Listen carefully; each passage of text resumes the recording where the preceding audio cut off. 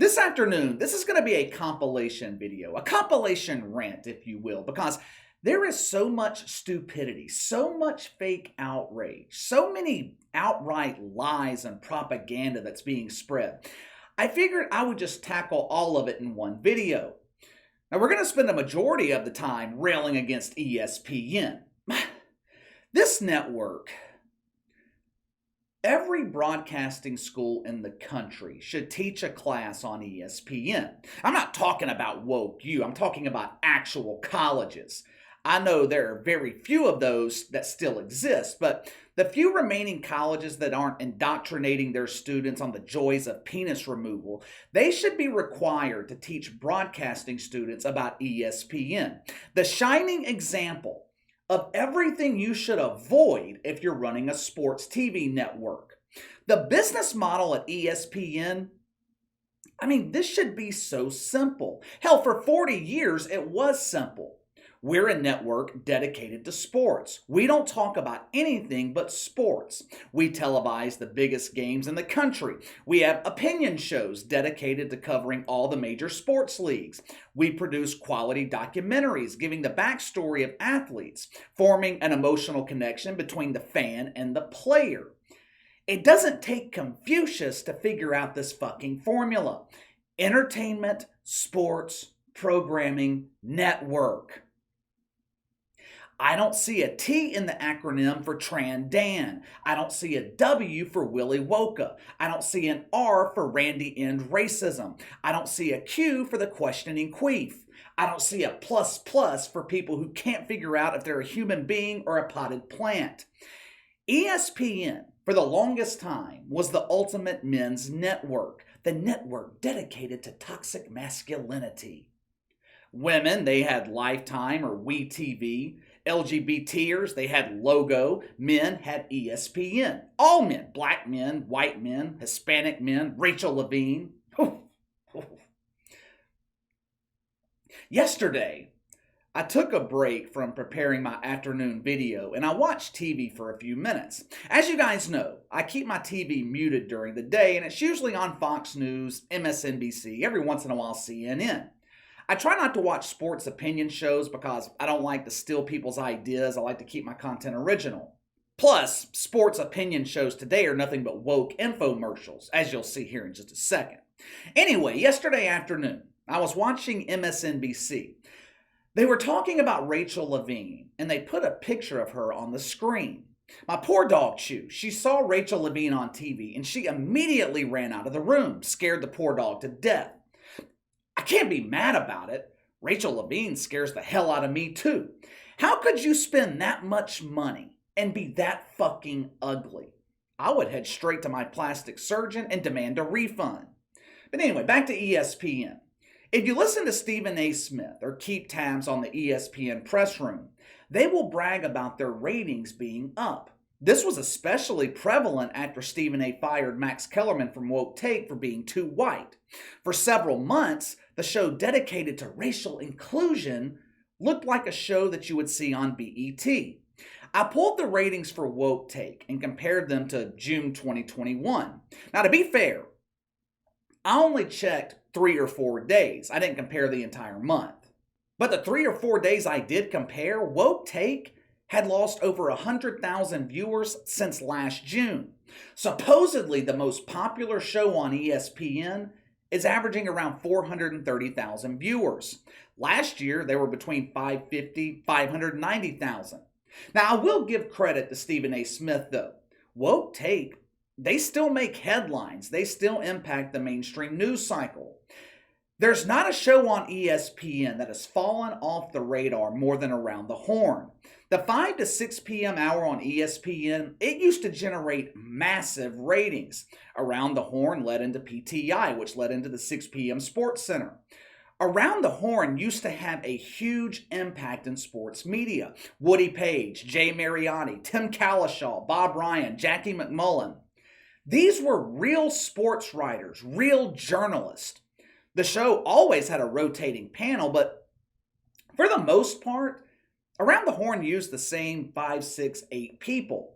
J.A. Adande's goofy-looking ass, he was a regular on the panel. This was before the days where he identified as a professional race baiter. Not that long ago, Around the Horn routinely averaged 750,000 viewers. There were spikes where they almost hit 1 million. That is a not-so-distant memory. Today, the show averages around 380,000. They have lost damn near half their audience in the span of a few years. Why? Like all other shows on ESPN, Around the Horn has dedicated itself to wokeism. There's only one opinion allowed on the show. Gone are the days where the panel would debate each other. Today it's 5 parrots repeating each other and having a nice woke hug celebration afterwards. J.A., that ass is looking so good. Come here, let me give you a woke hug. Last week, we talked about some irrelevant loser that none of us had ever heard of before, Sarah Spain. Sarah Spain is a proud graduate of Woke U. She majored in promoting the gay with a minor in bigotry. Doesn't that make sense? Perfect sense, right? The LGBT movement is supposedly about anti-bigotry. How could Sarah Spain be educated in anti-bigotry and bigotry at the same time? I can't explain the logic of these dumbasses. I'm just here to present you the information. Around the Horn, they also regularly give us the musings of our resident math expert, Mina Kimes. Oh, my Mina, pleasure me with your math skills. Okay, Casey, thanks for asking. Did you know Russell Wilson went to Denver because on 3rd and 15 with 5-mile-an-hour winds at an elevation of 5,280 feet at 3:43 p.m. on the 21st of November, he completes 92.10983% of his passes thrown at an angle of 30 degrees? Wow, Mina, that is such useful information. You never cease to amaze me. I can't wait for NFL season so you can give me more of your losing picks. For now, go back to the lab and figure out for me why ratings for the NBA Finals are in the shitter. Yesterday, Around the Horn, they presented us with their newest dumbass. He is a recent graduate of Woke U, and when you see him, it'll become obvious that he majored in virginity. He is one of those people with 2 first names, David Dennis Jr. Casey, who the fuck is David Dennis Jr.? I thought the same thing. I thought maybe he was from Dennis the Menace. ESPN hired this shitfuck last summer to be a journalist for The Undefeated. When I Googled his name and saw that, it was all I needed to know about David Dennis. This guy's a woke shitfuck. You can't write for The Undefeated and not be a complete dumbass. The Undefeated, it's ESPN's version of Deadspin. It's where so-called journalists work, where no one will be exposed to their propaganda because no one reads the site. Yesterday, ESPN promoted David Dennis from The Undefeated to Around the Horn, meaning his potential audience went from nothing to almost nothing. The topic on Around the Horn was the same topic ESPN has beaten into the ground all week, spinning a simple question asked by Jack Del Rio into mythical racism. Since he's been working at The Undefeated for a year, David Dennis has become an expert in mythical racism. Hell, the entire site is dedicated to creating fake racism. Dennis the Menace wasted no time creating mythical stories and fantasies on Around the Horn. Watch for yourself. The idea that the 2020 protests and the January 6th riots on the Capitol are anywhere related is straight out of an anti-black and racist playbook. And the way that you go again, that you don't have to worry about penalizing somebody for doing that, you don't hire him in the first place. Jack Del Rio has been saying this stuff for years, and you cannot be in a position where you have to lead a locker room full of mostly black folks if you are espousing this kind of rhetoric. This should have been nipped in the bud before he was even brought into that locker room, vis-a-vis not bringing him into the locker room in the first place. How in the fuck can comparing the BLM riots to January 6th be out of a racist playbook? This is what I'm talking about with mythical racism. This is an example. I showed you guys yesterday. Most of the participants in the BLM riots were white people. Most of the participants January 6th, white people. According to the logic of David Dennis, white people discriminating against white people is anti-black. He then claimed Jack Del Rio has been spewing racial rhetoric for years. You know what racial rhetoric he's talking about? You know what constitutes as racism to Dennis the Menace? In the summer of 2020, Jack Del Rio endorsed Donald Trump for president. You see, if you're a supporter of Donald Trump, you are automatically labeled the magic R word. If you support a president that had black unemployment at its lowest point in decades, that raised income for black families, that had gas at $2 a gallon, if you support that, you're racist. But if you support a president who has gas at $5 a gallon, you can't buy formula to feed your baby, you can't buy groceries because they're prohibitively expensive, and has black unemployment through the roof, with the average American increasing their debt by $9,000 this year, if you support that president, you're inclusive, you represent diversity, you value equity. Yeah, everyone is equally miserable.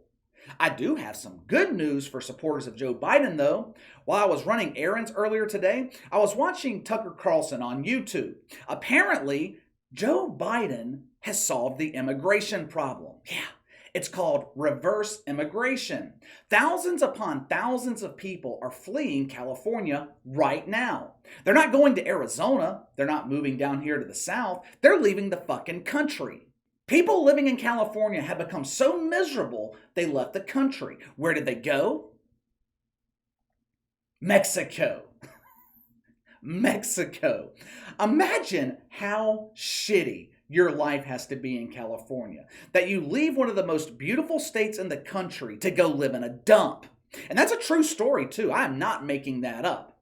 ESPN can relate to this. Hundreds of thousands of people were so disgusted, so miserable watching their programming, they quit watching the network altogether. Hell, ESPN, they're suffering from a lack of talent too. Like I said, Around the Horn used to have heavy hitters, big name journalists. Now they have David Dennis, some guy named Yates, and another guy named Isola. Woody Paige, he's the only survivor from the peak of the show. And they wonder why their ratings are shit. All right, let me touch on a couple of more things before I get out of here. I'm in a rush this afternoon. I'm having some work done on my Forerunner, and I got to go pick it up before 6 o'clock. Fox Sports is the latest to upset the alphabet community. Last weekend, the San Francisco Giants made history by having the first Rachel Levine lookalike throw out the first pitch. His name is Amy Schneider. Look at him here. Look at him.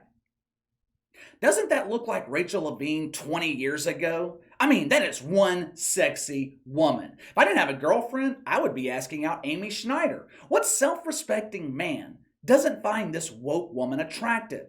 Amy Schneider is on fire lately. He's the first trans Dan to compete in the Jeopardy Tournament of Champions.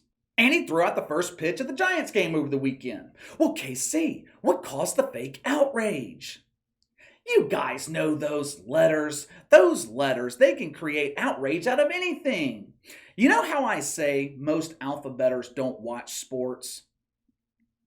I'm about to prove that point.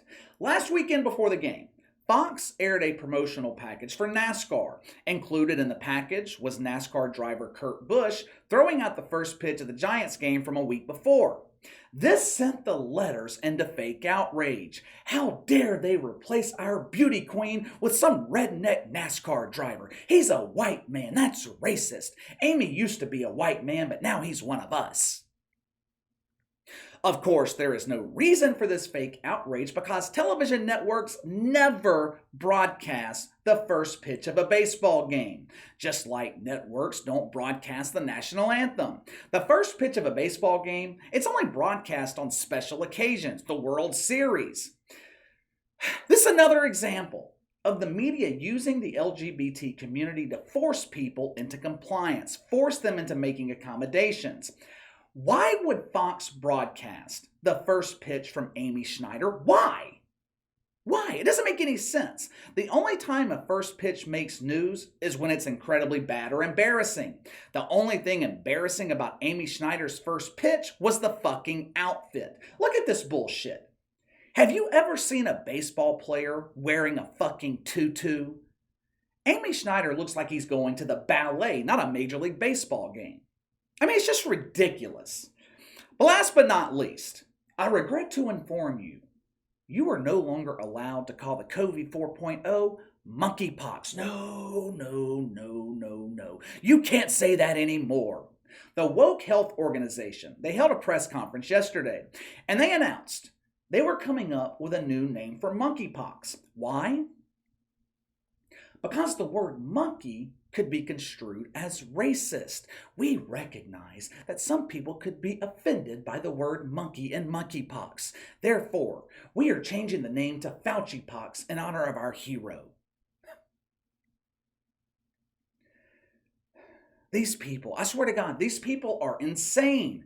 This disease has been called monkeypox since the 1970s. All of a sudden, over 50 years later, now it's suddenly offensive? Should we stop calling the common cold the cold so we don't offend Eskimos? The World Health Organization is actually wasting time and money renaming a fucking disease. They're not worried about their hero catching the COVID. No.